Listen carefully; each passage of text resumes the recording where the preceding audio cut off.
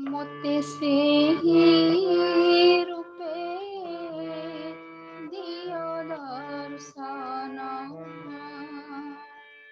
ମୋତେ ସେହି ରୂପେ ଦିଅ ଦର୍ଶନ। ଯା ଦର୍ଶନେ ମୃତ ପ୍ରାଣୀ ସଞ୍ଚରେ ନବ ଜୀବନ। যা দর্শনে মৃত প্রাণী সঞ্চরে নব জীবন। যা দর্শনে মৃত প্রাণী সঞ্চরে নব জীবন। যা দর্শনে মৃত প্রাণী সঞ্চরে নব জীবন। প্রাণ ঠাকুর ସେହି ରୂପେ ଦିଅ ଦର୍ଶନ।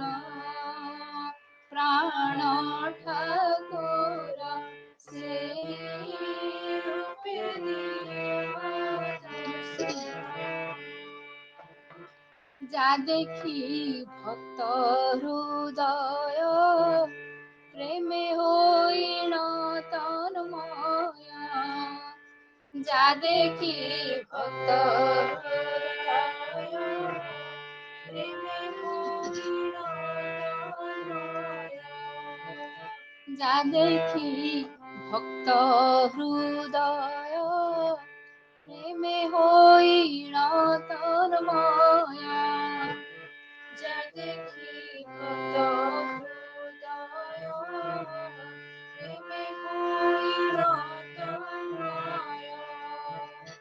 শ্রীপদ পঙ্কজে প্রাণ সমর্পিবি চিরদিন। শ্রীপদ পঙ্কজে প্রাণ সমর্পিবি চিরদিন। ମୋତେ ସେହି ରୂପେ ଦିଅ ଦର୍ଶନ। ପ୍ରାଣ ଠାକୁର ସେହି ରୂପେ ଦିଅ ଦର୍ଶନ। ଅବାରିତ ଅଶ୍ରୁଧାର ରଚିବ ପ୍ରେମ ସାଗର। ଅବାରିତ ଅଶ୍ରୁଧାର ରଚିବ ପ୍ରେମ ସାଗର। ଅବାରିତ ଅଶ୍ରୁଧାର ରଚିବ ପ୍ରେମ ସାଗର। অবারিত অশ্রুধার রচিব প্রেম সাগর। স্বরূপ মাধুরী দেখি বিমোহিত হইব মন। স্বরূপ মাধুরী দেখি বিমোহিত হইব মন। প্রাণ ঠাকুর ସେହି ରୂପେ ଦିଅ ଦର୍ଶନ।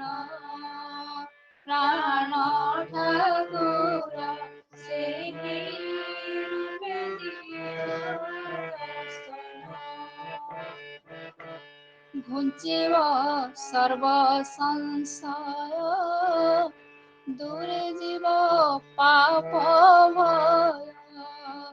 ঘুঞ্চিব সর্ব সংশয় দূরে জীব পাপ ভয়।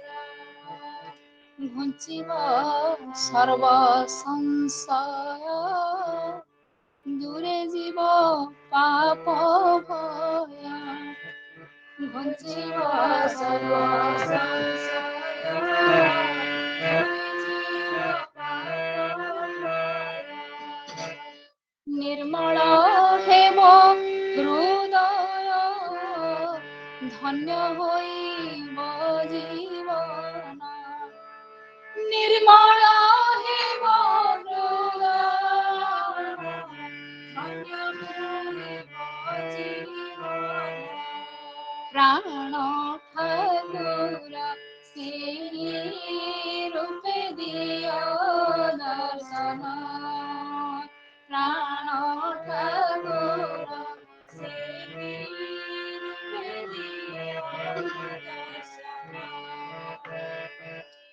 লাজ ভয় তেজি দূরে নাচিবি আনন্দ ভরে লাজ ভয় তেজি দূরে নাচিবি আনন্দ ভরে লাজ ভয় তেজি দূরে নাচিবি আনন্দ ভরে লাজ ভয় তেজি দূরে নাচিবি আনন্দ ভরে গাইবি মু উচ্চ স্বরে তব নাম জয় গান গাইবি মু উচ্চ স্বরে তব নাম জয় গান প্রভু গাইবি মু উচ্চ স্বরে তব নাম জয় গান প্রাণ ঠাকুর সেই রূপে দিও দর্শন প্রাণ ঠাকুর সেই রূপে দিও দর্শন শ্রীপদে করুছি অଳି দেই ভক্তি পুষ্পাঞ্জলি শ্রীপদে করুছি অଳି দেই ভক্তি পুষ্পাঞ্জলি প্রভু শ্রীপদে করুছি অଳି দেই ভক্তি পুষ্পাঞ্জলি শ্রীপদে করুছি অଳି দেই ভক্তি পুষ্পাঞ্জলি চরণ সেবিকা করি রক্ষ মতে চিরদিন প্রভু চরণ সেবিকা করি রক্ষ মতে চিরদিন চরণ সেবিকা করি রক্ষ মতে চিরদিন প্রাণ ঠাকুর সেই রূপে দিও দর্শন প্রাণ ঠাকুর সেই রূপে দিও দর্শন যা দর্শনে মৃত প্রাণী সঞ্চরে নব জীবন যা দর্শনে মৃত প্রাণী সঞ্চরে নব জীবন সেই রূপে দিও দর্শন প্রাণ ঠাকুর সেই রূপে দিও দর্শন প্রাণ ঠাকুর সেই রূপে দিও দর্শন জয় গুরু ଆଉ ଗୋଟେ ପ୍ରତୀକ୍ଷା ମା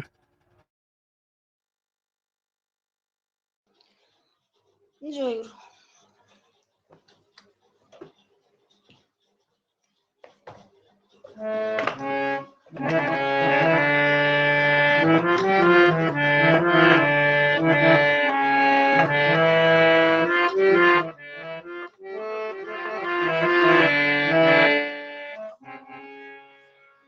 জয় বস হৃদয় সিংহাসনে দেবতা মোর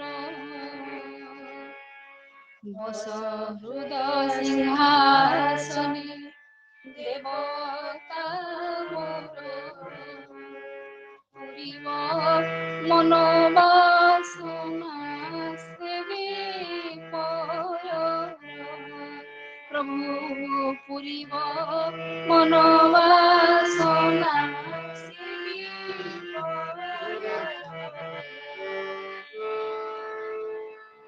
ফেরি সে রূপ মোহন সার্থক হে নয়ন ফেরি সে রূপ মোহন সার্থক হেউ নয়ন জ্ঞান অঞ্জন ঘেন করুণা কর প্রভু জ্ঞান অঞ্জন ঘেন করুণা কর বসহৃদ সিংহাসনে দেবতা মোর বসহৃদ সিংহাসনে দেবতা মোর পুরিব মনোবাসনা সেবিব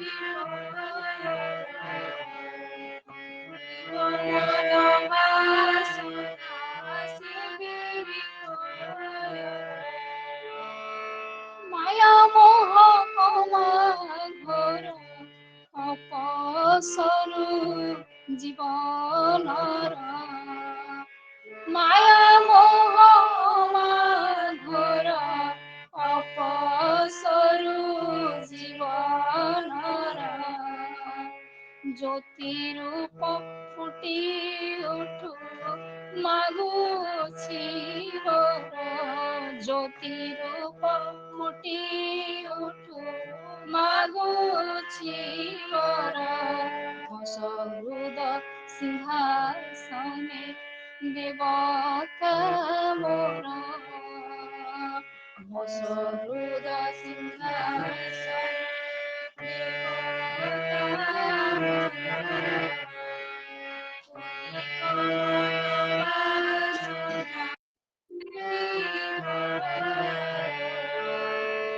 বিন্দু করুণাবরী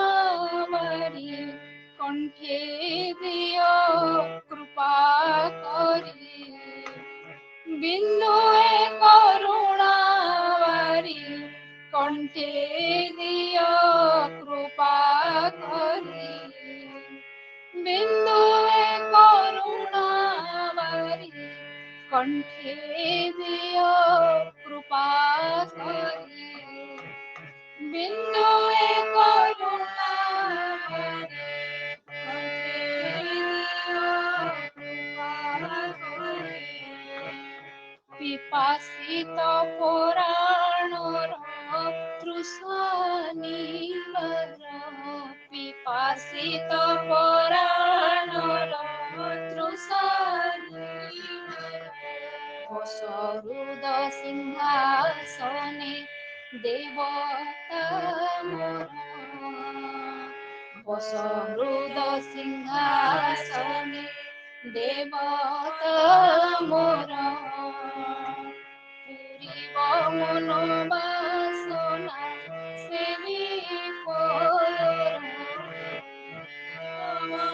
মনোবাসনা সেবিব ভব সাগর দুস্তর জঞ্জালু কর হে পার ভব সাগর দুস্তর জঞ্জালু কর হে পার ভব সাগর দুস্তর জঞ্জাল কর হে পার দয়া নিধি পুরা আশা মনর দয়া নিধি পুরা আশা মনর বসহৃদ সিংহাসনে দেবতা মোর পুরিব মনোবাসনা সেবিব পুরিব মনোবাসনা সেবিব পুরিব মনোবাসনা সেবিব জয় গুরু। ଶ୍ରୀ ଗୁରୁ ପ୍ରଣାମ ଓ ସଂକ୍ଷିପ୍ତ ସ୍ତୋତ୍ର ପାଠ।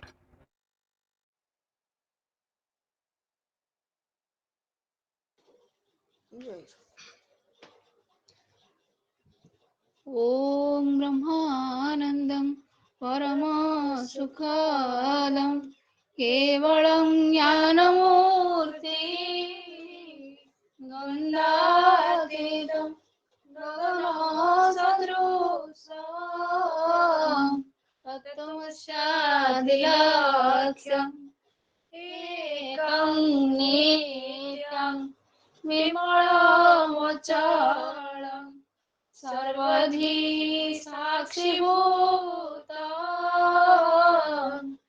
भावातीतं त्रिगुणरहितं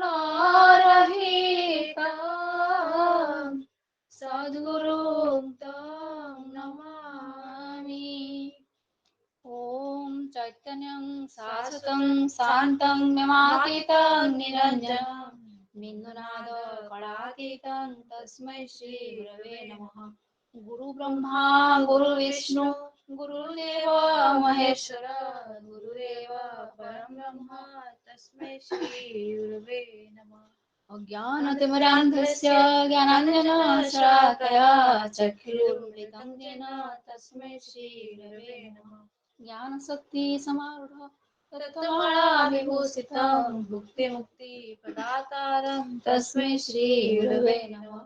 सर्वश्रुतिशिरोरत्न विराजित पदाम्बुजं वेदान्तमूलसृजाय तस्मै श्रीगुरवे नमः। अनेकजन्म सम्प्राप्त कर्मबन्ध विदारिणे आत्मज्ञानप्रदानेन तस्मै श्रीगुरवे नमः। संसारवृक्षमारूढा पतन्ति नरकार्णवे येन धृतविदग्निस्वं तस्मै श्रीगुरवे नमः। आब्रह्मस्तनपर्यन्तं परमात्मा स्वरूपकं स्थावरं जङ्गमं चैव प्रणमामि जगन्मयं वन्देऽहं सच्चिदानन्दं वेदातीतं जगद्गुरुं नित्यं पूर्णं निराकारं निर्गुणं सर्वसंस्थितं न गुरोर्धिगं तत्त्वं न गुरोर्धिगं तप तत्त्वज्ञानात् परं नास्ति तस्मै श्रीगुरवे नमः। गुरुरादि अनादिश्च गुरुपरमदैवतं गुरुपरतरं नास्ति तस्मै श्रीगुरवे नमः। मन्माता श्री जगन्नाथो मद्गुरु श्री जगद्गुरु मदात्मा सर्वभूतात्मा तस्मै श्रीगुरवे नमः। नित्यं शुद्धं निराभासं निराकारं निरञ्जनं नित्यबोधं सदानन्दं गुरुब्रह्मा नमाम्यहम्। भवपाश विनाशाय ज्ञानदृष्टिपदस्मे नमः सद्गुरुमुक्तिप्रदायिने निराकारो परं ब्रह्म रूपाय ज्ञानहारिणे आत्मज्ञानप्रदानेन तस्मै श्रीगुरवे नमः। ॐ पूर्णमदः पूर्णमिदं पूर्णात् पूर्णमुदच्यते पूर्णस्य पूर्णमादाय पूर्णमेवावशिष्यते। ॐ शान्ति शान्ति शान्ति। हरि ओं तत्सत् तदक्षरं परिमृष्टं मात्रेण यद्भवेत् तत्सर्वं क्षमतादेव प्रसीद परमेश्वर। ज्ञानमूलं गुरुमूर्ति पूजामूलं गुरुपद मन्त्रमूलं गुरुवाक्य मुख्यमूलं गुरुकृपा। त्वमेव माता च पिता त्वमेव त्वमेव बन्धु च सखा त्वमेव त्वमेव विद्या द्रविणं त्वमेव त्वमेव सर्वं मम देव देव। जय गुरु।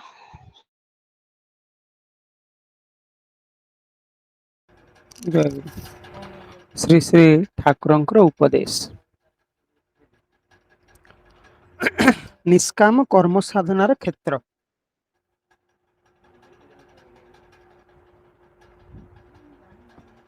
ଆଜି ଠାକୁର କହୁଛନ୍ତି ଯେ ତୁମମାନଙ୍କର ନିଷ୍କାମ କର୍ମର ସୁବିଧା ନିମିତ୍ତ ମୁଁ ମଠ ଆଶ୍ରମ ଗୁରୁଧାମ ଶିକ୍ଷାୟତନ ଚିକିତ୍ସାଳୟ ପ୍ରଭୃତି ସ୍ଥାପନ କରିଛି।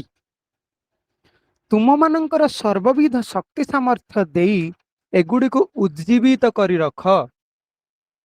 ଏହା ଦ୍ୱାରା ଜଗତର ମଙ୍ଗଳ ହେବ।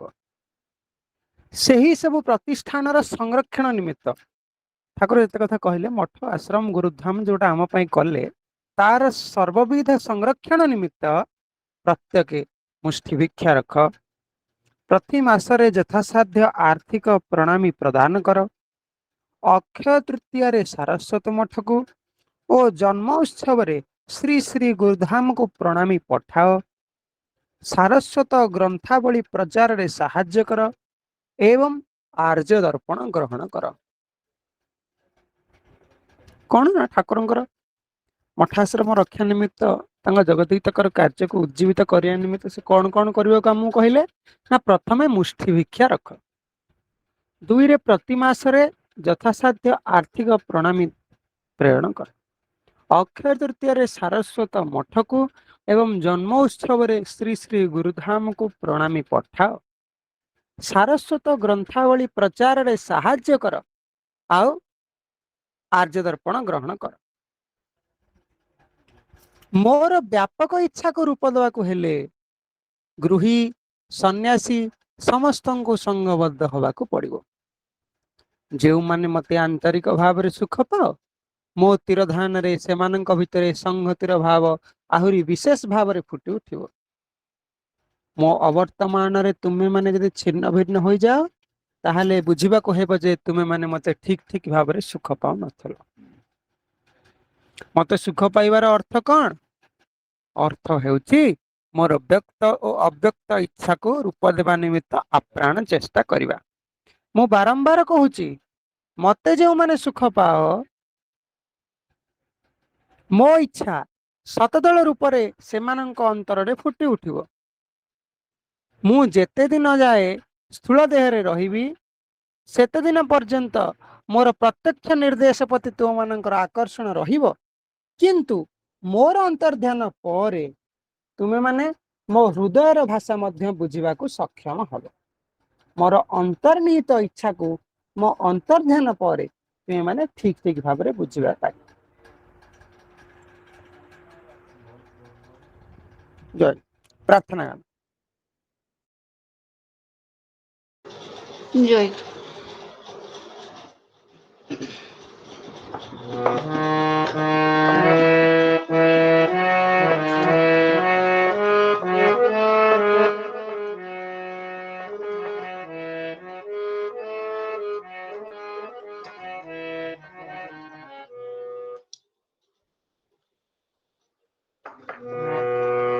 চির সচেতন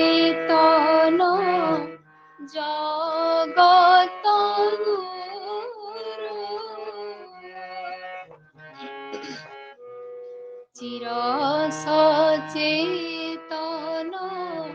জগত গুরু, সকল বাঞ্ছার কল পতরু, সকল বাঞ্ছার কল পতরু,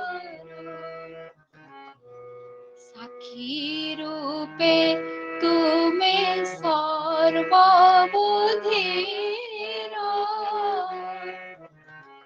সাক্ষী রূপে তুমি সর্ববুদ্ধির,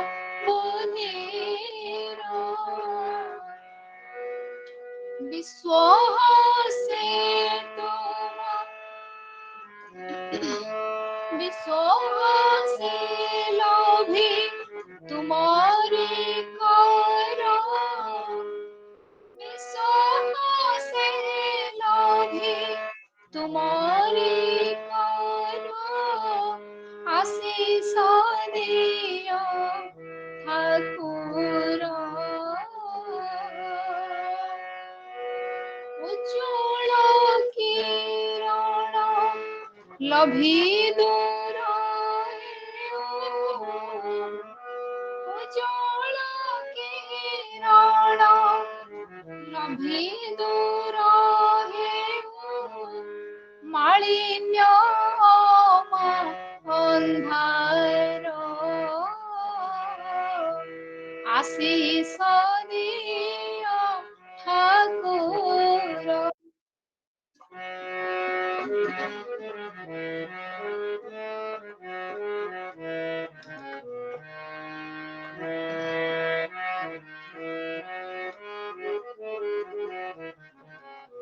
দিয় বুদ্ধি বଳ মনে সাহস,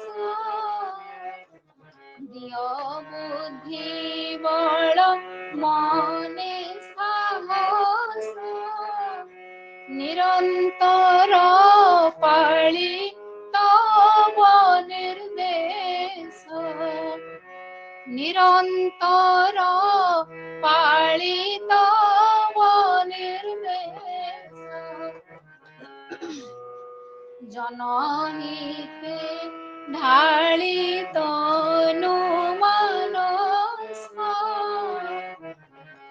জনহিতে ঢালি তনু মানস রটু কণ্ঠ সদা তুমরি যশ রটু কণ্ঠ সদা তুমরি যশ তব রূপ দর্শন তব রূপ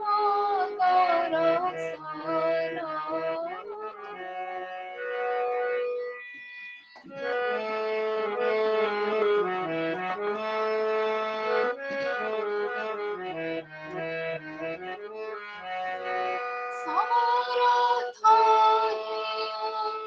নিরত নয়ন সমরথ নিরত নয়ন আহে বিশ্ব বিমোহন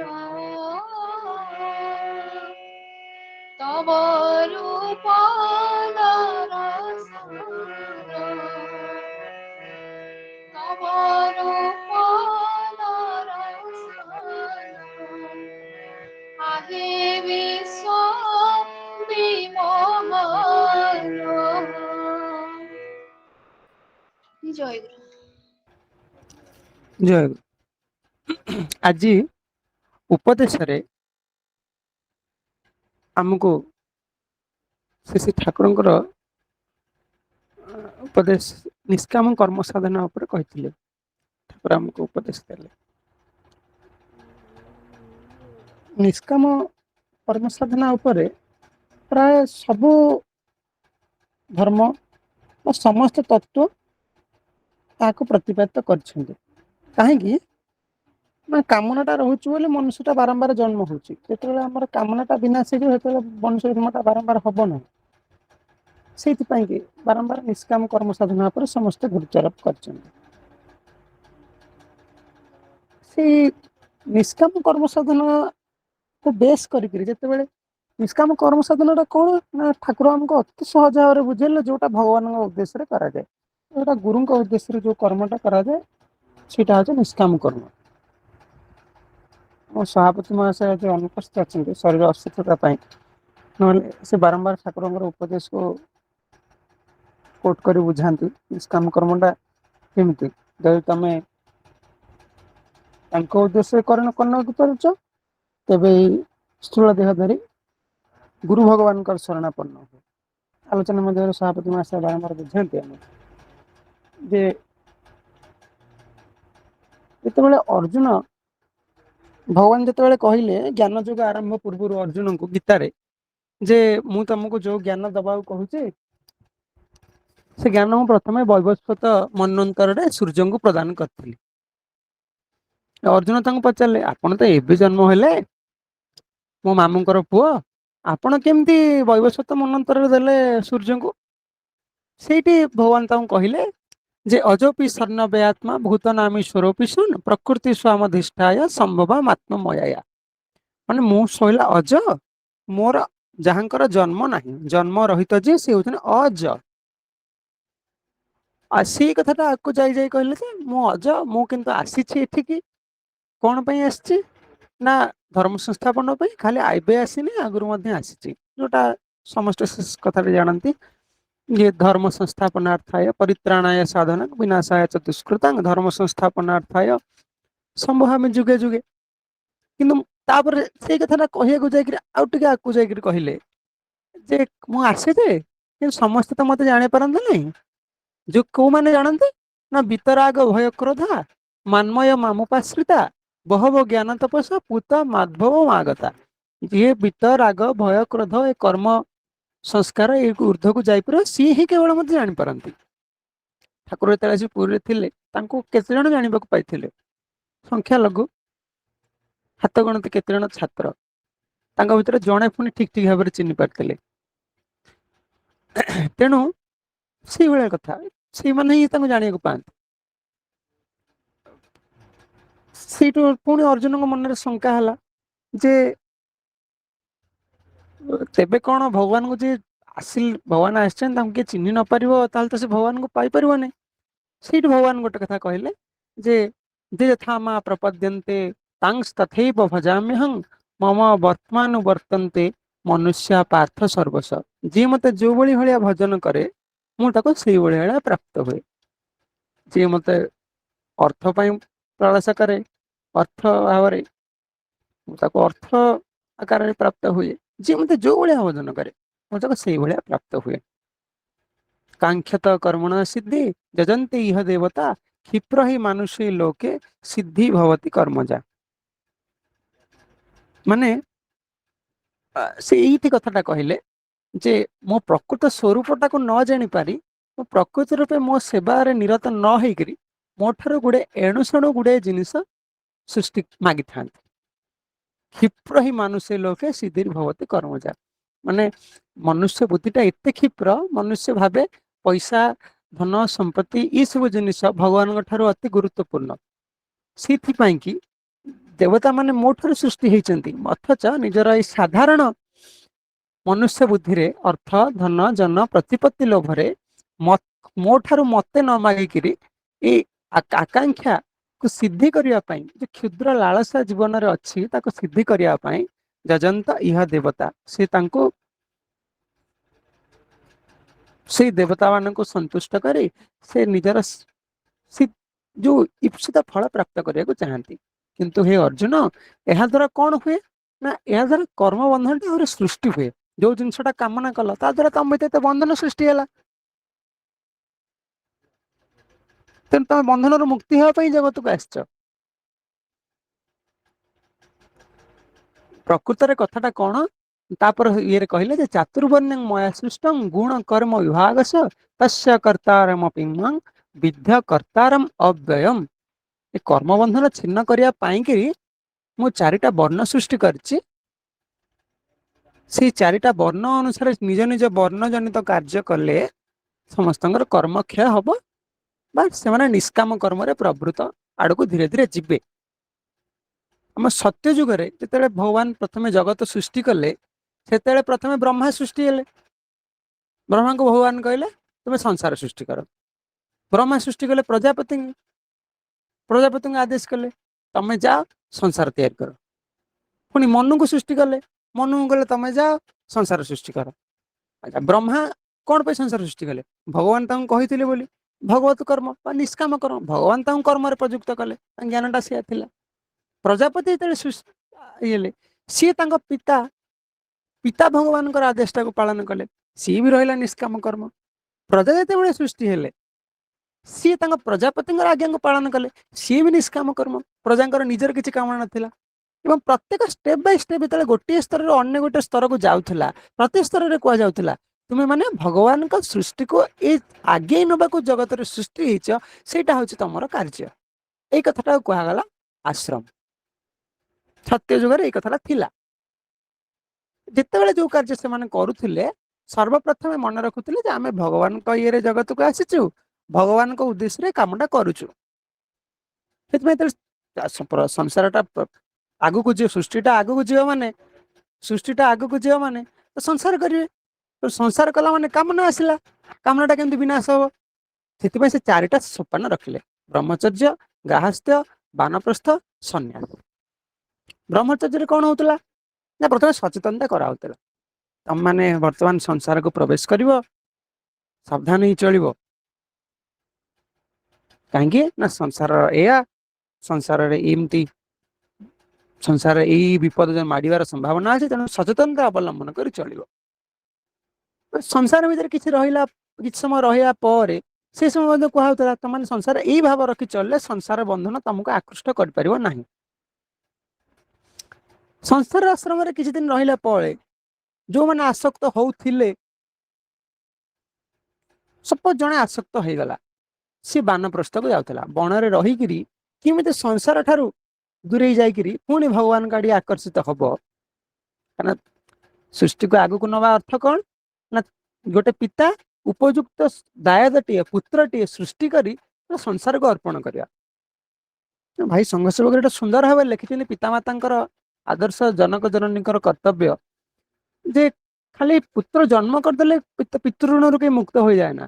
ପୁତ୍ରକୁ ଠିକ ଭାବରେ ଶିକ୍ଷା ଦୀକ୍ଷା ପ୍ରଦାନ କରି ସଂସାରର ସେବାରେ, ଭଗବତ ସେବା ପାଇଁ ସେ ଜଗତରେ ସୃଷ୍ଟି ହେଇଛି, ସେଇ କଥାଟାରେ ନିୟୋଜିତ କରେଇବା ହଉଛି ଉପଯୁକ୍ତ ପିତାମାତାଙ୍କର କର୍ତ୍ତବ୍ୟ। ତେଣୁ ସେଇ କଥାଟା ଯେତେବେଳେ ହେଇଯାଉଥିଲା, ଗୃହସ୍ଥ ଆଶ୍ରମ ଯେତେବେଳେ ସମସ୍ତେ ସେଇ କଥାଟା ମାନି ଯାଉଥିଲେ, ଉପଯୁକ୍ତ ସନ୍ତାନଟିଏ ଦେବା ପରେ ସେ ଯାଉଥିଲେ ବାନପ୍ରସ୍ଥ ଆଶ୍ରମକୁ। ବାନପ୍ରସ୍ଥ ଆଶ୍ରମରେ ଯେତିକି କିଛି ଆସକ୍ତି କାହାର ଥିଲା ବା ନଥିଲା, ଯଦି ଆସକ୍ତି ଥିବ ବାନପ୍ରସ୍ଥ ଆଶ୍ରମରେ ସେ ଆସକ୍ତି ସବୁ ଛିଣ୍ଡି ଯାଉଥିଲା। ତାପରେ ବାନପ୍ରସ୍ଥ ଆଶ୍ରମ ଯାଉଥିଲେ, ତାପରେ ବାନପ୍ରସ୍ଥ ଆଶ୍ରମ ଯେତେବେଳେ ସମ୍ପୂର୍ଣ୍ଣ ରୂପେ ମନ ଲିପ୍ତ ହେଇଯାଉଥିଲା, ଖାଲି ଅହରହ ବସିକିରି ଭଗବାନଙ୍କର ଧ୍ୟାନ କଲେ, ସେ ଆଶ୍ରମକୁ କୁହାଗଲା ସନ୍ନ୍ୟାସ। ଇଏ ହେଲା ସତ୍ୟ ଯୁଗରେ ଥିଲା। କିନ୍ତୁ କିଛି ଦେଖାଗଲା, ଏ ଚାରିଟା ଆଶ୍ରମ ଧୀରେ ଧୀରେ ପାଳନ କରିକି ବି ମନୁଷ୍ୟ ମନରେ କିଛି ଆସକ୍ତି ରହୁଛି, ମନୁଷ୍ୟ ପୁଣି କର୍ମବନ୍ଧନରେ ପଡିକିରି ପୁଣି ଇତର ଜନିକୁ ଯାଉଛି। ଯଦି ଜଣେ ଏଇ ଚାରିଟା ଆଶ୍ରମକୁ ଠିକ ଭାବରେ ପାଳନ କରି ଯିବ, ସେତେବେଳେ ସେ ଭଗବାନଙ୍କ ଠାରେ ନିର୍ବାଣ ପ୍ରାପ୍ତି ହବ, ମୋକ୍ଷ ପାଇବ, ପୁଣି ଭଗବାନଙ୍କର ଆଦେଶ ତାକୁ ଶିରରେ ନେଇକିରି ଜଗତକୁ ଆସିବ। ଯେମିତି ଠାକୁର କହିଲେ, ତମେ ମୋ କର୍ମ ପାଇଁ ଜଗତକୁ ଆସିଛ, କର୍ମଶେଷରେ ମୋ ପାଖକୁ ଯିବ, ପୁଣି ଯଦି କେତେବେଳେ ଜନ୍ମ ହବ ପୁଣି ମୋରି ଆଦେଶ ନେଇକିରି ଆସିବ। ସେଇ ଭାବରେ କର୍ମ କରିବା ହଉଛି ଯଥାର୍ଥ ରୂପେ ନିଷ୍କାମ କର୍ମଯୋଗ ସାଧନା। କିନ୍ତୁ ଯେ ଠିକ ଭାବରେ ନ କରିପାରିବ, ଯାହାର ସବୁବେଳେ ଜ୍ଞାନଟା ନ ରହିବ, ମୁଁ ଠାକୁରଙ୍କ କର୍ମ ପାଇଁ ଜଗତକୁ ଆସିଛି, ଭଗବତ କର୍ମ ପାଇଁ ଜଗତକୁ ଆସିଛି, ସେ ତ ବାରମ୍ବାର ବନ୍ଧନରେ ପଡିବ, ପୁଣି ଇତର ଜନିକୁ ଯିବ। ସେ କ୍ଷେତ୍ରରେ ଆର୍ଯ୍ୟ ଋଷି ମାନେ ବା ଭଗବାନ କଣ କଲେ ନା, ବର୍ଣ୍ଣ ଧର୍ମର ପ୍ରୟୋଗ କଲେ। ଏ ବର୍ଣ୍ଣ ଆଉ ଆଶ୍ରମ ମିଶିକିରି ବର୍ଣ୍ଣାଶ୍ରମ ହେଲା।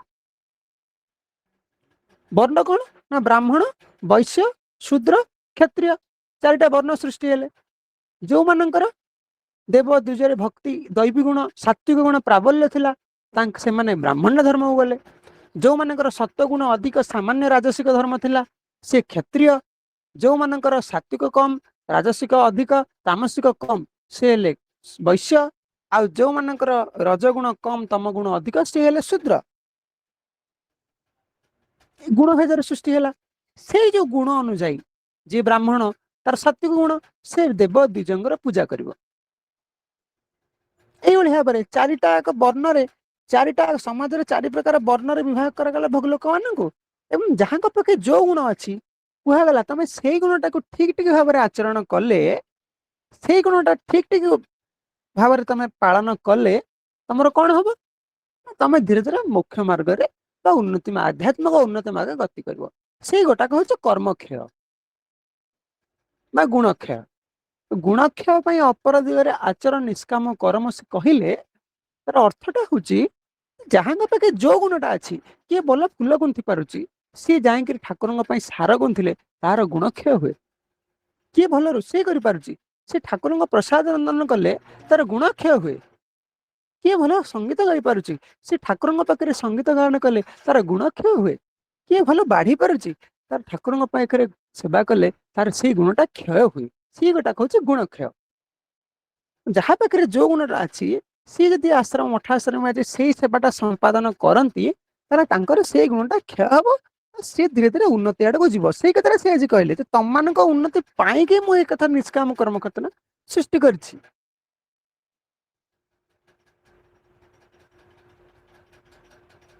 ସେ କଥାଟା ଆମକୁ ମନେ ରଖିବାକୁ ହବ। ଆଜି ସେ ଆମକୁ ସେ ଆଶ୍ରମ ଧର୍ମ କଥା କହୁଛନ୍ତି, ବର୍ଣ୍ଣାଶ୍ରମ ଧର୍ମ ପ୍ରତିପାଳନର ମହତ୍ଵ। ପାଠକ ମାନଙ୍କୁ ସ୍ମରଣ ରଖିବାକୁ ହବ ଯେ, ଏ ଜଗତରେ ଜନ୍ମଗ୍ରହଣ କଲା ମାତ୍ରେ ବୁଭୁକ୍ଷୁ ଅର୍ଥାତ୍ ପ୍ରତ୍ୟେକ ଭୋଗ କରିବାକୁ ଇଚ୍ଛା କରନ୍ତି।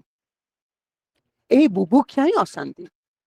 ଯଦି ମୁମୁକ୍ଷା ସମାଗତ ନ ହୁଏ, ମୁମୁକ୍ଷା ମାନେ କଣ, ବନ୍ଧନରୁ ମୁକ୍ତି ପାଇବାର ଇଚ୍ଛା, ସେଇଟା ଯଦି ନ ଆସିବ, ସେ ପର୍ଯ୍ୟନ୍ତ କେବେ ହେଲେ ବୁଭୁକ୍ଷା ବା ଭୋଗ ବାସନା ବିଦୂରିତ ହୋଇପାରିବ ନାହିଁ। ଯେ ପର୍ଯ୍ୟନ୍ତ ମୁକୁଳିବାର ଇଚ୍ଛା ନ ହେଇଛି, से पर्यंत भोग करियार आसक्ति थिबो।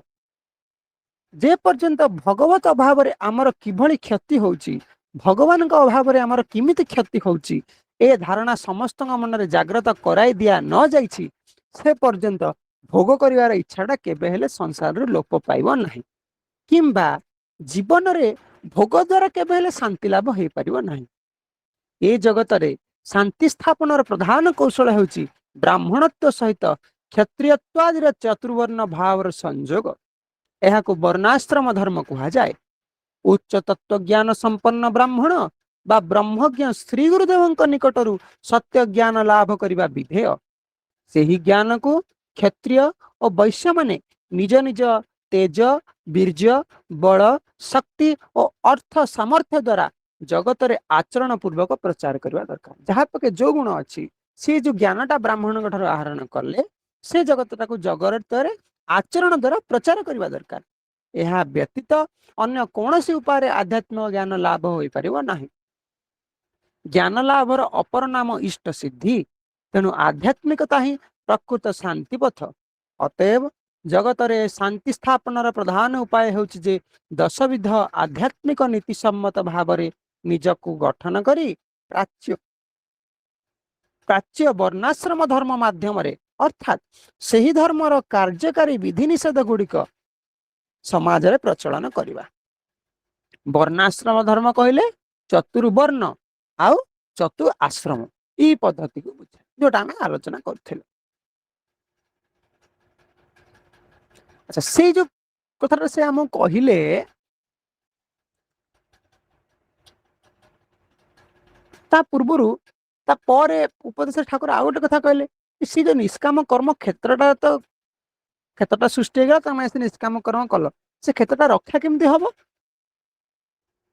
से किसी कथा कहले से तमने मुष्टि भिक्षा रख आज दर्पण ग्रहण कर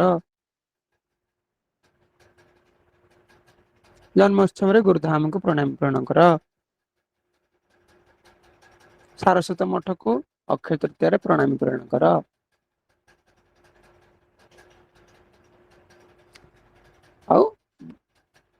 आर्थिक साहाय्य मठाश्रम को प्रेरण कर। आमे जमती देशर गोटे ऋण अच्छी देशर ऋण माने बोधे आज गोटे छुआटे जन्म है से जन्म हो ता मुंड पिछा गोटे ऋण पड़ जाइए एतिक लक्ष टंकार ऋण बा एतिक 100 टंकार ऋण गोटे आसुनी अर्थनीतिज्ञ मानकर विश्लेषण जे मुंड पिछा ऋण एतिक ता अर्थ आज गोटे शिशुटे जन्म है ता मुंड पिछा एतिक ऋण पड़गला देशर ऋण सेतिक अच्छी। मनकर आम बापा कोटी टंका ऋण कले आम घर 5 जन सदस्य मुंड पिछा ऋण 20 लक्ष सेमती देशर जतिक ऋण थी से मुंड पिछा ऋण सेमती आध्यात्मिक जगत जड़े ए जगत सृष्टि है माने से 5टी ऋण रे आबद्ध हुए।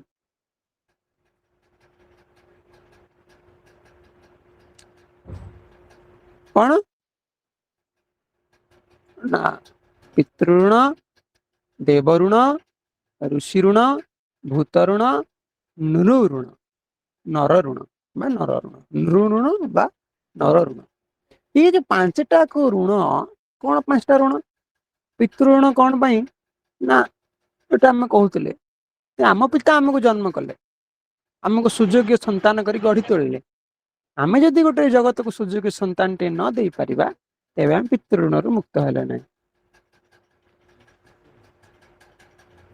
ऋषि ऋण जो ऋषि माने आम जगत को महान शास्त्र ज्ञान आदि ग्रंथाकार ज्ञान आकार दे जाइछन्ती तार अध्ययन अध्यापन और तार प्रचार वेद उपनिषद इत्यादि प्रचार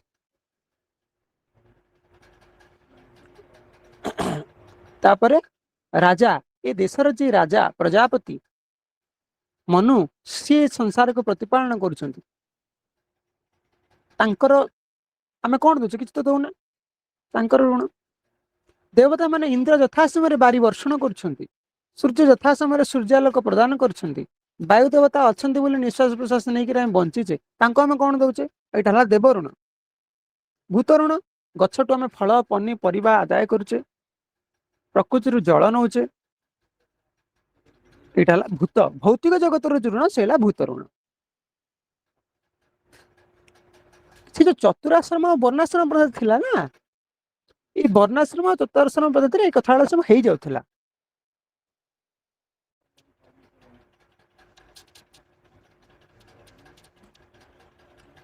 चतुराश्रम और वर्णाश्रम पद्धति ये कथा सब हो जाउथला ऑटोमेटिक भाव में स्वमट भाव में से ऋण उपरे विशेष आलोकपात करा जाउ नथिला ठाकुर जेला आसिले से ना आश्रम थिला ना वर्ण थिला आमे भी चाहिए भी जड़े वर्णाश्रम धर्म प्रतिपालन करें ना कि निज निज जी जो जाति कूल जन्म होती कौन से अनुसार वर्णाश्रम धर्म प्रतिपालन करना आश्रम तो हो पार ना वर्ण तो दूर कथा मूल जोटा ब्रह्मचर्य भी आश्रम सी आश्रम तो कहार रक्षा हो पार तापर गृहस्थ बानप्रस्थ सन्यास से सब अच्छी जो आम सब फेल सी देखिले कौन कले आटलिस्ट जो मुंड पिछा ऋण जड़े मुक्त हो पार ऋण सीना मुक्त हेले जड़े किए मुक्ति दब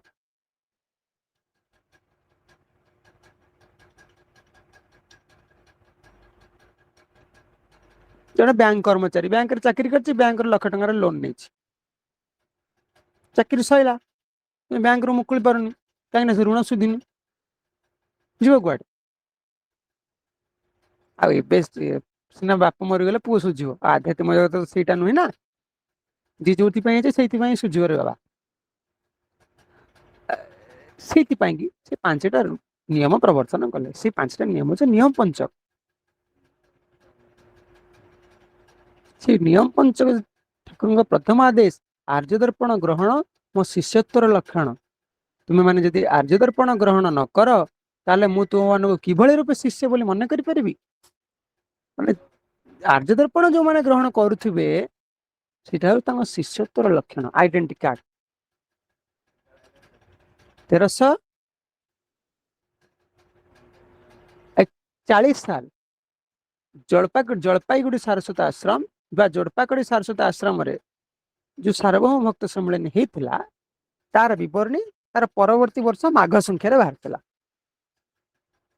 1340 साल माघ संख्या आर्यदर्पण से कहले तुम्हें माने जी आर्यदर्पण ग्रहण न करे मुझे केमिति मो शिष्य बोली ग्रहण करि परिबी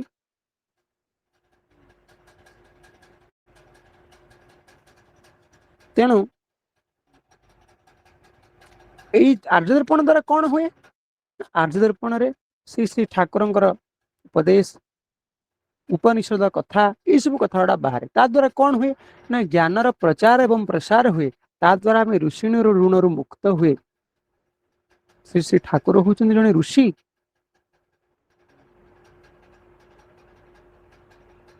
देखिए सत्यानंद सरस्वती महाराज ऋषि आख्या दे वंदना कर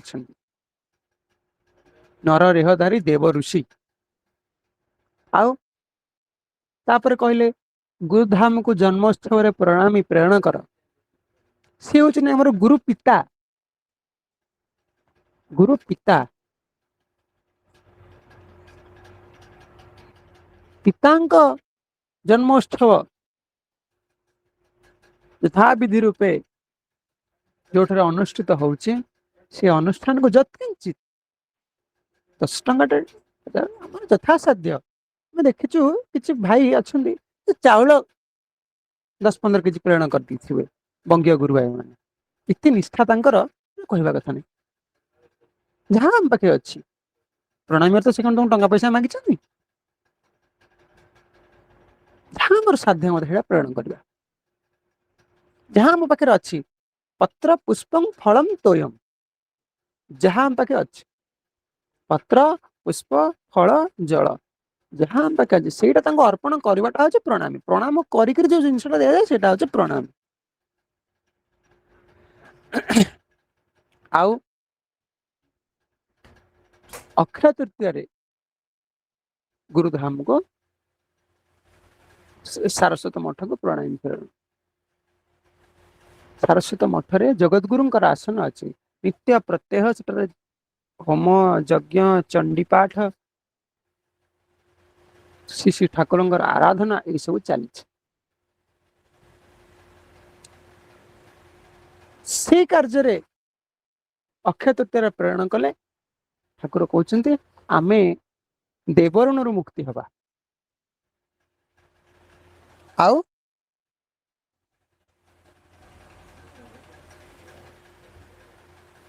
ମାସିକ ପ୍ରଣାମୀ ପ୍ରେରଣ, ତା ଦ୍ୱାରା କ'ଣ ହୁଏ? ଆଶ୍ରମକୁ ମାସିକ ପ୍ରଣାମୀ ପ୍ରେରଣ, ତାହା ଦ୍ୱାରା ସେଠାରେ ଯେତେ ଅନ୍ତେବାସୀ ଅଛନ୍ତି ସେଠାରେ ବଗିଚା ସେବା ହଉଛି, ସେଠାରେ ଗୋ ସେବା ହଉଛି, ଯେତେ ଭୂତ ଭୌତିକ ଜଗତ ଅଛନ୍ତି ତାଙ୍କର ସେବା କାର୍ଯ୍ୟ ଆଶ୍ରମରେ ହଉଛି। ବଗିଚା ଅଛି, ଗୋରୁ ଅଛନ୍ତି, ଭକ୍ତମାନେ ପ୍ରସାଦ ପାଉଛନ୍ତି, ସାଧୁ ସନ୍ନ୍ୟାସୀ ମାନେ କୋଉଠି କୋଉଠି ଅଛନ୍ତି। ଏହା ଦ୍ୱାରା ଆମେ ଭୂତଋଣରୁ ମୁକ୍ତ ହେଲେ।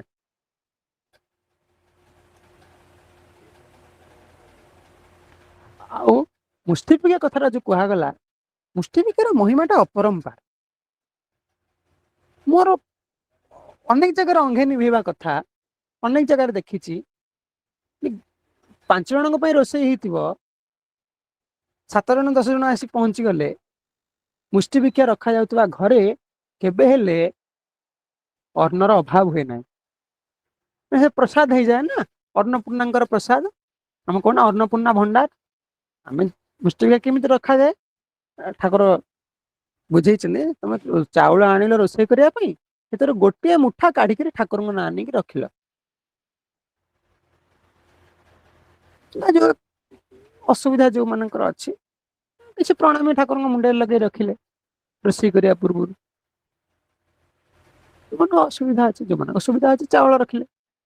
ତା ଦ୍ୱାରା କ'ଣ ହେଲା, ପ୍ରଥମ ଅଗ୍ରଭାଗଟା ଗଲା, ବାକି ତକ ହେଇଗଲା ପ୍ରସାଦ। ପ୍ରଥମଟା ଠାକୁରଙ୍କୁ ପଳେଇଲେ, ଅଗ୍ରଭାଗଟା ସିଏ ନେଇଗଲା, ଉଚ୍ଚିଷ୍ଟ ହେଇଗଲା, ସେଇଟା ତାଙ୍କର, ଏଟା ହେଲା ପ୍ରସାଦ।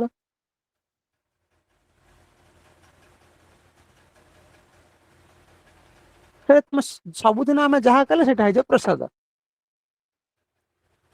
ମୁଷ୍ଟିପିକା ସବୁଦିନ ରହିଲେ, ସବୁଦିନ ଆମେ ଠାକୁରଙ୍କ ପ୍ରସାଦଟା ପାଇଲେ, ଯାହା ଆମେ ଖାଇଲେ ଦିନ ସାରା।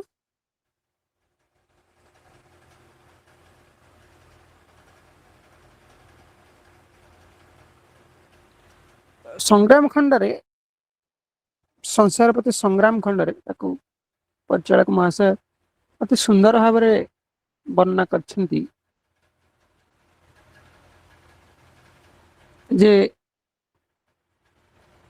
ଋଷି ଯଜ୍ଞ କଥାଟାକୁ କହିବାକୁ ଯାଇକିରି ପଞ୍ଚଯଜ୍ଞ ଋଷି ଯଜ୍ଞ କଥାଟା କହିଲେ ଶେଷକୁ କହିଛନ୍ତି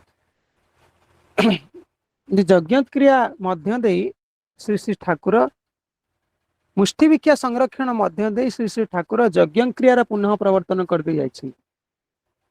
ଆମେ ତ ନିତ୍ୟ ପ୍ରତ୍ୟହ ଏଇସବୁ ଯଜ୍ଞ ପଞ୍ଚଯଜ୍ଞ କରିପାରୁନେ, କିନ୍ତୁ ଯୋଉ ଯୋଉଠାରେ ଏଇ ସବୁ ଯଜ୍ଞ ହଉଛି ସେ କ୍ଷେତ୍ରକୁ ଯଥାସାଧ୍ୟ ରୂପେ ସାହାଯ୍ୟ ଦାନ ମଧ୍ୟ ଯଜ୍ଞ ଅଂଶୀଦାର ହବା ସାଙ୍ଗେ ସମାନ।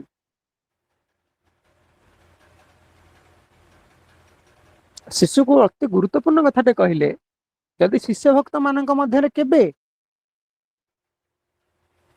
ନିୟମ ପଞ୍ଚକ ପାଳନ ବା ଯଜ୍ଞ କ୍ରିୟା ପ୍ରତି ଅବଜ୍ଞା ଭାବ ଆସେ, ତେବେ ଶ୍ରୀ ଗୁରୁଦେବଙ୍କର ଆଦେଶ ଅମାନ୍ୟ ରୂପେ କି ଅବଜ୍ଞା ଭାବ ତାଙ୍କ ଅନ୍ତର ଭିତରେ ଜାତ ହୋଇଛି ବୋଲି ବୁଝିବାକୁ ହବ।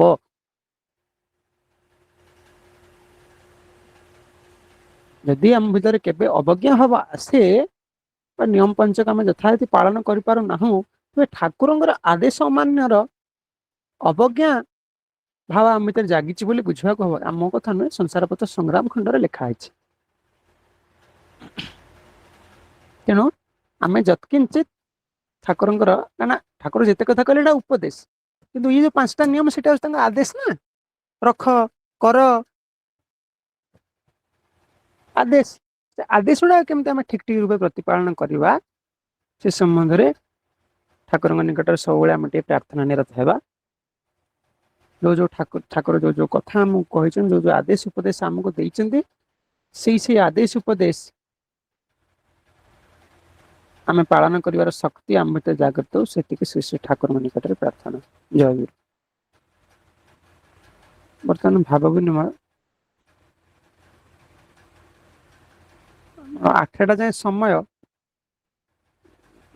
ଖିଲାର ଭାଇ ଅଛନ୍ତି, ବହୁତ ଦିନ ପରେ ଆମ ଗଣରେ ଉପସ୍ଥିତ ହେଇଛନ୍ତି, ଆମ ସମସ୍ତଙ୍କ ଠାରୁ ବୟୋଜ୍ୟେଷ୍ଠ।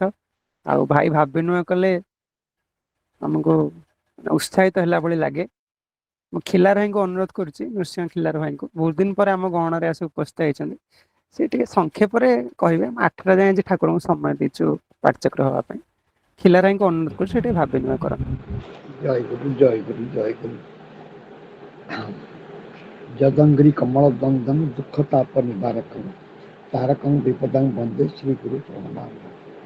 ପ୍ରାଣପ୍ରିୟ ଇୟ ପରକାଳ ତ୍ରତା ଶ୍ରୀ ଶ୍ରୀ ଗୁରୁଦେବଙ୍କ ଚରଣ ପଙ୍କଜରି ଶତକୋଟି ଭୂମିଚିତ ପ୍ରଣାମ ନିବେଦନକୁ ଜଣାଉଛି। ଆଜିକାର ଆମର ଏହି ମହତୀ ସଂଘାଧିବେଶନର ପ୍ରତିନିଧି ସଭାପତିଙ୍କୁ ମୋର ସଶ୍ରଦ୍ଧ ଜୟଗୁରୁ ପ୍ରଣତି ଓ ସଂଯୋଜିତ ସମସ୍ତ ସତୀର୍ଥ ଗୁରୁଭ୍ରାତା ଓ ମାତୃମଣ୍ଡଳୀଙ୍କୁ ଜୟଗୁରୁ ପ୍ରୀତି ଶୁଭେଚ୍ଛା ଜଣାଉଛି। ସତରେ କରୁଣାମୟଙ୍କର କରୁଣାର ମାପକ କାଠି ତ ମାନେ କେତେ କେତେ ସୁଦୂର ପ୍ରସାରୀ, ତାହା ଆମେ ଏଇ କଳି କଳୁଷିତ ଜୀବ କ'ଣ ବା ଜାଣିବା। ଯାହା ହଉ ଠାକୁରଙ୍କର ଅପାର କରୁଣା ଆମମାନଙ୍କୁ ସପ୍ତାହରେ ଥରେ ଏକତ୍ରିତ କରିବାର ସୁଯୋଗ ମିଳୁଛି। ମୁଁ ଭାବ ବିନିମୟ କରିବାକୁ ଗଲେ ତ ମାନେ ସେ ଭାବଗ୍ରାହୀ ଯେତେବେଳେ ତାଙ୍କର ସ୍ରୋତର ପ୍ରବାହରେ ଆମକୁ ପକାଇବେ, ଆମେ ଆଉ ରହିପାରିବାନି। କେତେବେଳେ କେତେ ସମୟ ସେତେବେଳେ ଆମକୁ ଜଣାଯାଏ ନା। ଯାହା ହଉ ଆଜି ଭାଇ ଯେଉଁ ଆଲୋଚନା ସବୁ କଲେ, ନିୟମ ପଞ୍ଚକ, ଆଉ ଗୋଟେ ଅଛି ସପ୍ତ ବିଧାନ 1340, ସେଟା ମାନେ ମଠାଶ୍ରମ ଦ୍ୱାରା ଇଏ କରାଯାଇଥିଲା। ସେଇ ଉପଦେଶ ଗୁଡ଼ିକ ଖୁବ୍ ସୁନ୍ଦର ଭାବରେ ଭାଇ ତ ମାନେ ବୁଝେଇଲେ। ଏବଂ ତା ଭିତରେ ମୋର ଗୋଟିଏ ମନକୁ ଆସୁଛି, ଏଇ ଯେଉଁ ଆମେ ଆର୍ଯ୍ୟ ଦର୍ପଣ ଗ୍ରହଣ, ଅନେକ ଜାଗାରେ ମୁଁ ପ୍ରାକ୍ଟିକାଲ ଦେଖିଛି। ଆର୍ଯ୍ୟ ଦର୍ପଣ ଗ୍ରହଣ କହିଛନ୍ତି ମାନେ ଠାକୁର କହିଛନ୍ତି ମାନେ ଆମେ ପାଳନ କରିଦେଲୁ। କିନ୍ତୁ ମୁଁ ଦେଖିଛି ମାସ ମାସ ଧରିକି, ମୁଁ କାହାର ବ୍ୟକ୍ତିଗତ ଇଏ ଉପରେ ଆକ୍ଷେପ କରି କହୁନି, ମୁଁ ଦେଖିଛି ସିଏ ତାର ଉପର ବ୍ରାଉନ୍ ପେପରଟା ମଧ୍ୟ ଖୋଲା ହେଇନଥିବ, ପୋଷ୍ଟାଲରୁ ଆଇଥିବ, ସେଇ ରକମ ଥୁଆ ହେଇଥିବ ଆର୍ଯ୍ୟ ଦର୍ପଣ ଗ୍ରହଣ। ମୁଁ ତାଙ୍କୁ ବେଳେବେଳେ କହେ, କିଛି ନହେଲେ ତାକୁ ଟିକେ ଖୋଲି ଦେଇ ପ୍ରଥମ ପୃଷ୍ଠାରେ ଠାକୁରଙ୍କ ବିଗ୍ରହକୁ ପ୍ରଣାମ କରି ଏ ଯେଉଁ ମହତ୍ ବାଣୀଟିଏ ଅଛି ତାକୁ ଆଟଲିଷ୍ଟ ପଢ଼ିତ, ତା ଭିତର କଥା ଛାଡ଼ କ'ଣ କ'ଣ ଦିଆହେଇଛି। କିନ୍ତୁ କେବଳ ସେଗୁଡ଼ିକ ଖାଲି ଗ୍ରହଣ ମାନେ ଗ୍ରହଣ କରିଦେଲେ କ'ଣ ହେଇଯିବ? ବର୍ଷରେ ଥରେ ଖାଲି ମାନେ ଦେହ ଦେଇଦେଇକି। ଆଚ୍ଛା, ଆଉ ଗୋଟିଏ ଏଇ ଯେଉଁ ମୁଷ୍ଟି ବିଦ୍ୟା ସଂରକ୍ଷଣ, ମୁଷ୍ଟି ବିଦ୍ୟା ସଂରକ୍ଷଣ ମାନେ ରଖିବା ପାଇଁ ତାର ତ ନିୟମ ଯାହା ଅଛି ଭାଇ ତ ପ୍ରାଞ୍ଜଳ ଭାବରେ ବୁଝେଇଲେ। ପ୍ରଥମେ ପରିବାରର ପ୍ରଥମ ଯେଉଁ ଗୃହଲକ୍ଷ୍ମୀ ସେଇ ଚାଉଳକୁ ନେବା ପୂର୍ବରୁ ଯେତେ ଜଣଙ୍କ ପରିବାରର ସେତିକି ଚାଉଳ ନିଆଯାଏ। ତାଙ୍କରି ଭିତରୁ ପ୍ରଥମ ମୁଷ୍ଟି ଗୋଟିଏ ଠାକୁରଙ୍କ ଉଦ୍ଦେଶ୍ୟରେ ପ୍ରଣାମ କରି ରଖାଯାଏ। ମୁଁ ନିଜେ ଦେଖିଛି, ଆମର 12 ଜଣ କୁଟୁମ୍ବ ଥିଲେ, ସେତେବେଳେ ଆମେ ତାର ଫଳ ମାନେ କେତେ ସୁଦୂର ପ୍ରସାରୀ ଠାକୁର ଯେଉଁଟା କହିଛନ୍ତି ସେ ମାନେ ହାଲକା ନୁହଁ, ତାର ଫଳ ଯେ ବହୁତ କିଛି ମାନେ ଓଲଟି ଯାଏ। ଯେଉଁ ଜାଗାରେ, ମୁଁ ନିଜ କଥା କହୁଛି, ଯେଉଁ ଜାଗାରେ ମୁଁ ଚାଉଳ ସଂଗ୍ରହ କରି କେମିତି ପରିବାର ଚଳେଇବି ଚିନ୍ତା କରୁଛି, ସେଇ ଜାଗାରେ ସେଇ ମୋରି ପିରିୟଡ଼ରେ ମୁଁ ପୁଣି ବସ୍ତା ବସ୍ତା କୁଇଣ୍ଟାଲ କୁଇଣ୍ଟାଲ ଚାଉଳ ବିକ୍ରି କଲି। ଯାହା ହଉ, କେବଳ ମାନେ ମୁଁ ସତ କଥା କହୁଛି, ଭାବ ପ୍ରବଣତାରେ ମୁଁ କହୁନି, ମୁଁ ନିଜେ ହିଁ ତାର ପ୍ରମାଣ ମୁଁ ଦେଖିଛି, ମାନେ ତାର ଫଳ କ'ଣ। ଯାହା ହଉ, ଆଉ ଗୋଟିଏ ଆଜି ଭାରି ଭଲ ଲାଗିଲା, ମା ଯେଉଁ ସଙ୍ଗୀତଟି ମାନେ ସ୍ୱରଟି ନେଇକିନି ଶେଷ ସଙ୍ଗୀତଟି ଗାଇଲେ, ସତରେ କିଛି ସମୟ ପାଇଁ କୃଷ୍ଣଙ୍କର ଲୀଳାକ୍ଷେତ୍ର ବୃନ୍ଦାବନ ଧାମକୁ ନେଇଗଲା।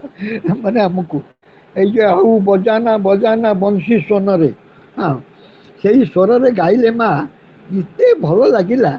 ମାନେ ସତରେ ଠାକୁର ଯେ ଆମକୁ କେତେ ସୁବିଧା ସୁଯୋଗ ଦେଇଛନ୍ତି, ଆମେ ତାର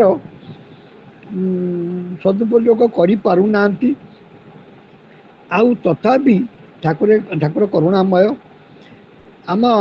ଏଇ ଯୋଉ ଆର୍ଯ୍ୟ ଦର୍ପଣ ଆପଣ ମୋ ନିଜ କଥା ଅଳ୍ପ ଟିକେ କହିଦେଇକିଣି ମୁଁ ମୋର ସମୟ ତ ଆମକୁ ଠିକ ମାନେ ସମୟ ଭିତରେ ସାରିବାକୁ ପଡ଼ିବ। ମାନେ ଆମର ଏଇ ଯୋଉ ବିଗତ କରୋନା ରୂପକ ମହାମାରୀ ଆରମ୍ଭରେ ମୁଁ ଆର୍ଯ୍ୟ ଦର୍ପଣ ପତ୍ରିକାର ଏକ ସହକାରୀ ଦାୟିତ୍ୱରେ କଲିକତା ସ୍ଥିତ ପ୍ରଚାର ବିଭାଗରେ ଥିଲି। ସେତେବେଳେ ପ୍ରାୟ ରବିବାର ମାନଙ୍କର ସେଠାକାର ବିଭିନ୍ନ ସଂଘରେ ଯୋଗ ଦେବାର ସୁଯୋଗ ମଧ୍ୟ ଠାକୁର ଦେଉଥିଲେ। ତାପରେ ସେଠି ଅଧିକାଂଶ ଏ ଯେଉଁ ମାନେ ସ୍ଥୂଳ ସଂଘ ଯେଉଁଠି ହେଉଥିଲା ସେଥିରେ ବି ଯୋଗ ଦେଉଥିଲି। ଯାହା ହଉ, କିନ୍ତୁ ତା ପରେ ପରେ ଆମର ତ ମାନେ ଫିଜିକାଲ ସଂଘ ଗୁଡ଼ିକ ପ୍ରାୟ ବନ୍ଦ ହେଇଗଲା। କଲିକତାରୁ ମୁଁ ଚାଲି ଆସିଲା ପରେ ଯାହା ହଉ ଠାକୁରଙ୍କର ଅପାର କୃପା, ନୀଳହରା ପକ୍ଷୀ ଯେପରି ଘୁରି ବୁଲୁଥାଏ ସେହି ସମୟରେ ଏଇ ଆମର ପ୍ରତି ରବିବାରେ ବଡ଼ଝରିଲୋ ସରସଂଘରେ ଅନଲାଇନ୍ ସଂଘ ଗୋଟିଏ ଚାଲିଲା, ସେଥିରେ ମଧ୍ୟ ସୁଯୋଗ ମିଳିଲା। କିନ୍ତୁ ବର୍ତ୍ତମାନ ମୁଁ ଭାବ ପ୍ରବଣତାରେ କହୁନି, ଆମ ଠାକୁର ଯେ କେତେ କୃପାବାନ। ବର୍ତ୍ତମାନ ସପ୍ତାହରେ କେବଳ ବୁଧବାରଟିକୁ ଛାଡ଼ିଦେଲେ ଅବଶିଷ୍ଟ 6 ଦିନ ଯାକ ସନ୍ଧ୍ୟାରେ ମୋର ମାନେ ସଂଘରେ ଯୋଗ ଦେବାର ସୁଯୋଗ ଠାକୁର ଦେଇଛନ୍ତି। ଗୁରୁ ଭ୍ରାତା ମା ମାନଙ୍କ ସହିତ ଦୀପଦ ଭାବର ଆଦାନ ପ୍ରଦାନ କରିବାର ସୁଯୋଗ ମିଳୁଛି।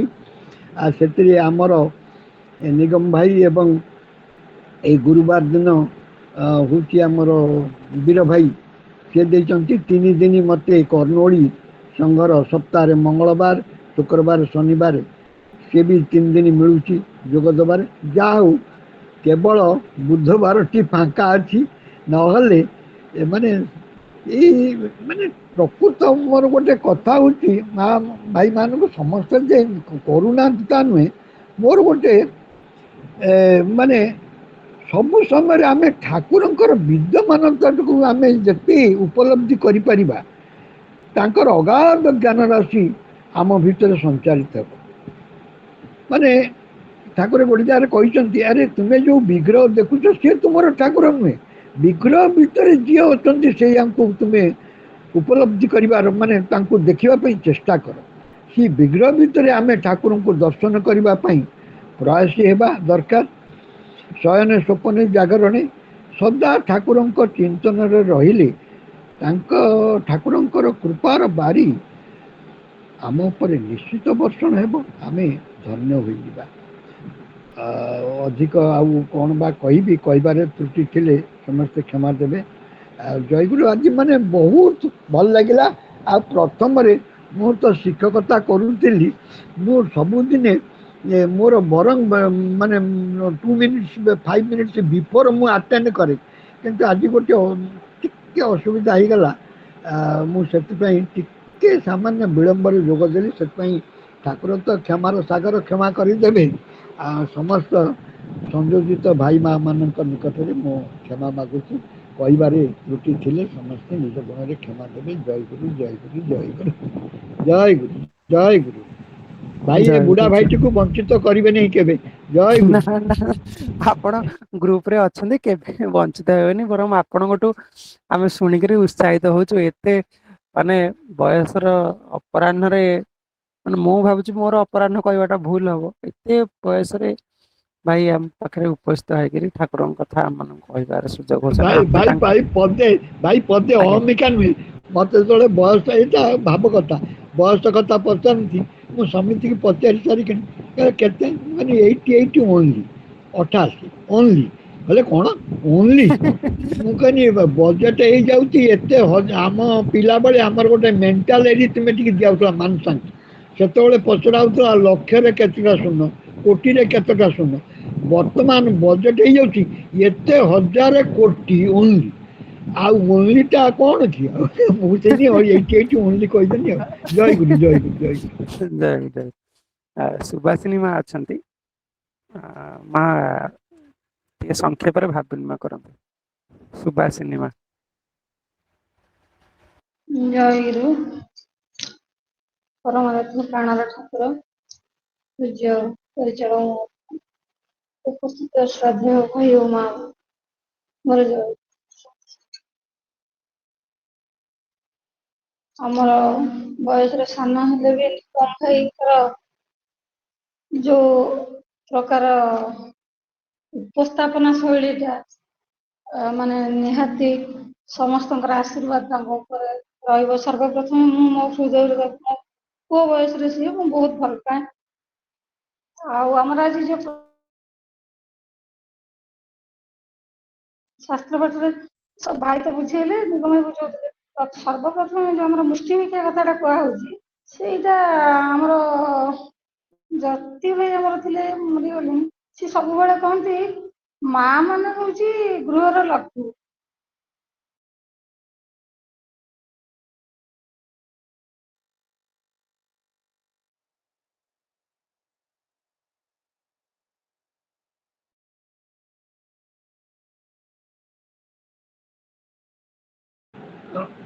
ଶୁଣାଗଲାନି କାହିଁକି? ମା କାହିଁ କଥା କଟି କଟି ଯାଉଛି?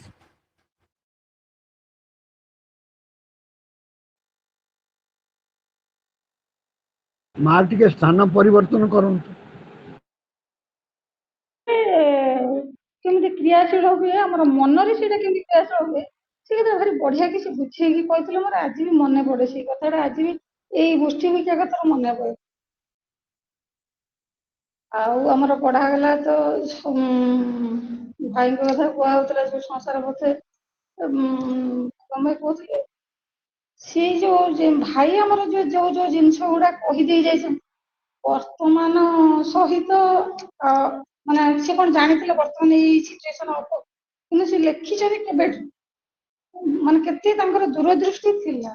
ବର୍ତ୍ତମାନ ବହୁତ ମାନେ ମ୍ୟାକ୍ସିମମ୍ ମାନେ ଆମର ଗୁରୁ ଭକ୍ତ ମାନେ କେହି ମୁଷ୍ଟିଭିକ୍ଷା ରଖୁନାହାନ୍ତି, ଯାହା ଦ୍ଵାରା ଯଦି ଆମର ପରିବାରରେ ମୁଷ୍ଟିଭିକ୍ଷା ଟା ରହୁଥିବ, ମାନେ ରୋଷେଇଟା ଯୋଉ ମା କରୁଥିବ ସେ ଯଦି ଶୁଦ୍ଧ ଚିନ୍ତାରେ କରୁଥିବ, ତା ପରିବାରରେ ରୋଗ ହବାଟା ବହୁତ କମ୍।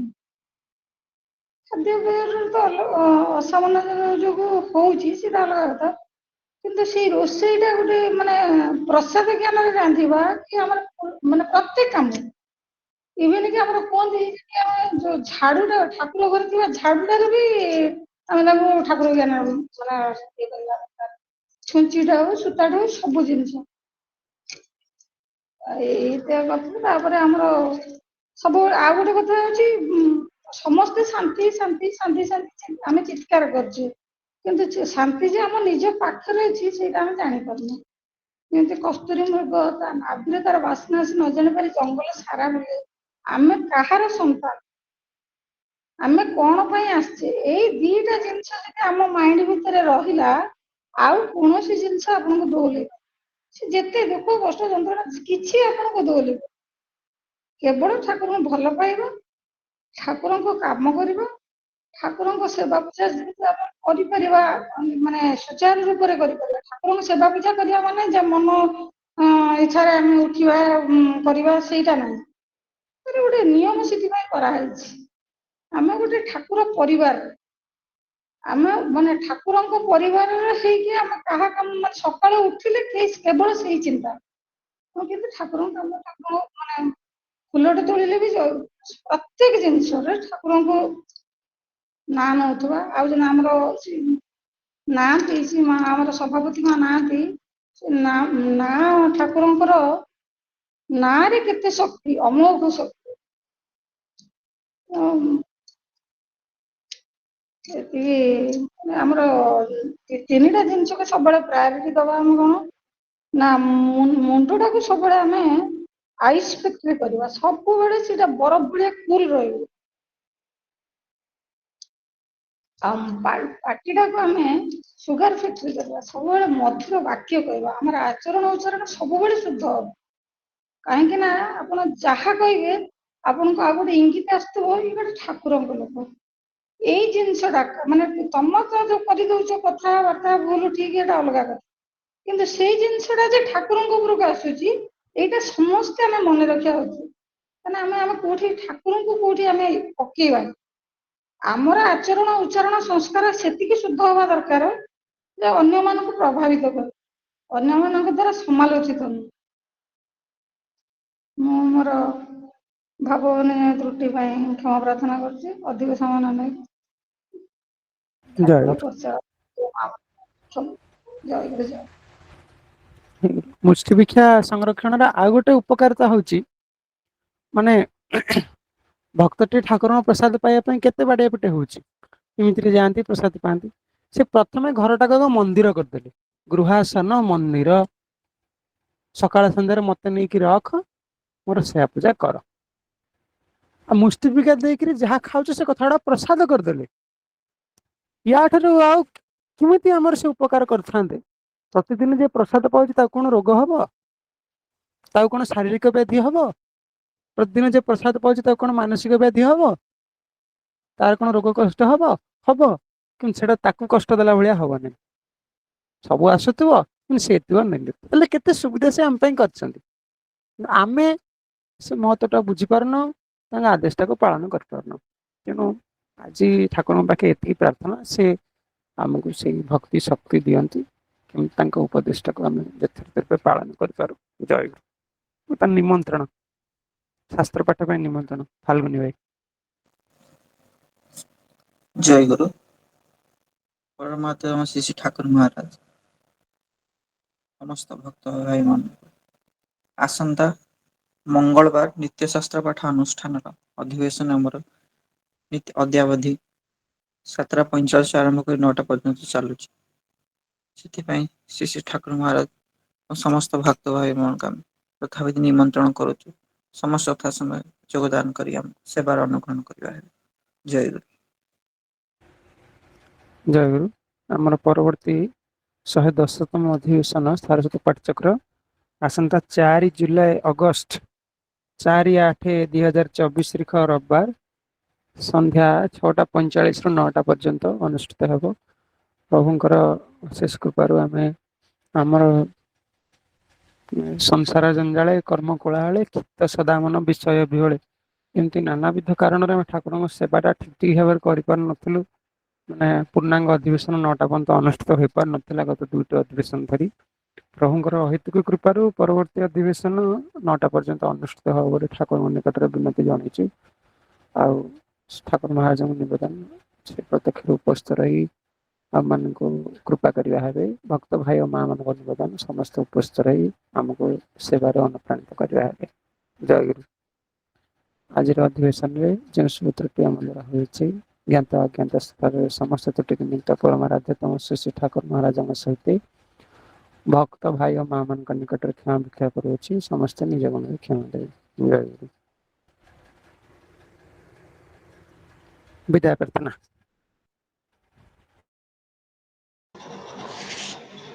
ଜୟଗୁରୁ।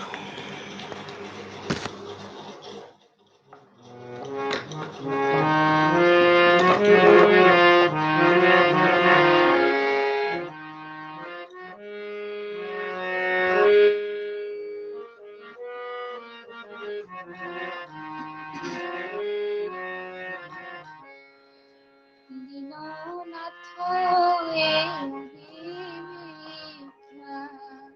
করে শ্রীচরণে দীননাথ ভিক্ষা করে শ্রীচরণে তব কথা রাখিতে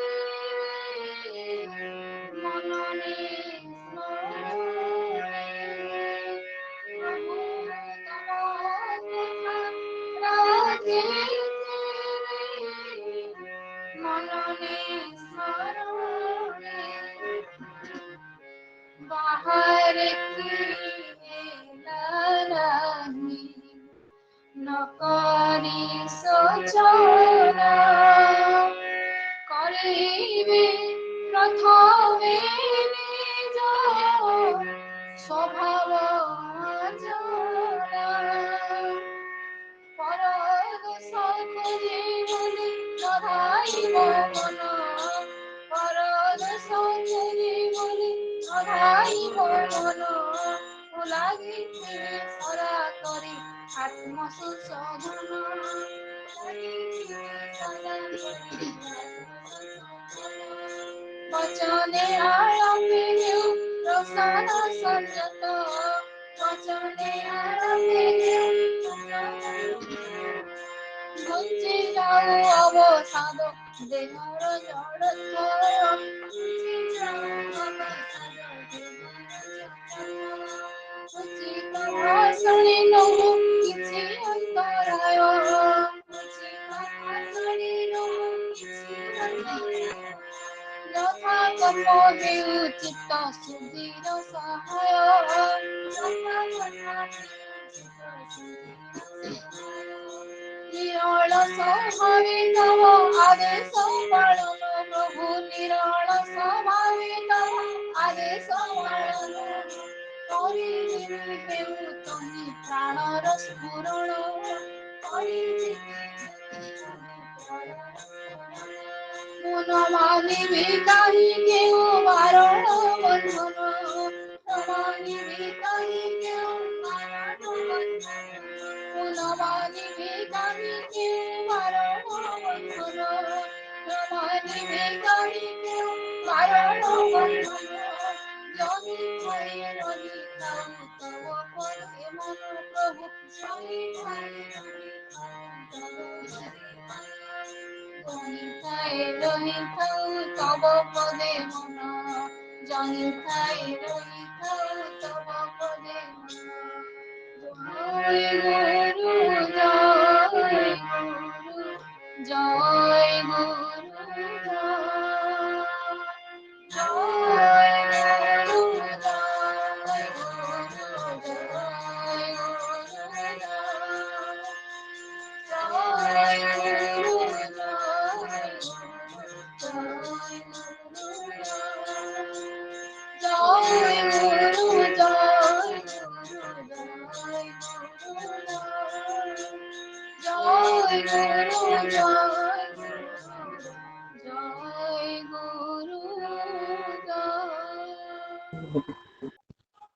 ଜୟ ଗୁରୁ। ଜୟଗୁରୁ। ବିଶେଷ ସୂଚନା ଆମର ସାରସ୍ୱତ ପାଠଚକ୍ର ତରଫରୁ ଠାକୁରଙ୍କର ଜନ୍ମୋତ୍ସବ ପ୍ରଣାମୀ ପ୍ରେରଣ କରାଯିବ। ସେଥି ନିମନ୍ତେ ଯେଉଁ ଭାଇ ମା ମାନେ ଜନ୍ମୋତ୍ସବ ପ୍ରଣାମ କରିବାର ପ୍ରେରଣ କରିବାର ଇଚ୍ଛୁକ ଅଛନ୍ତି ସେମାନେ ଆମକୁ ଯୋଗାଯୋଗ କଲେ ଜନ୍ମୋତ୍ସବ ପ୍ରଣାମୀ ପ୍ରେରଣ କରିବାର ସୁବିଧା କରାଇ ଦିଆଯିବ। ଜୟ ଗୁରୁ।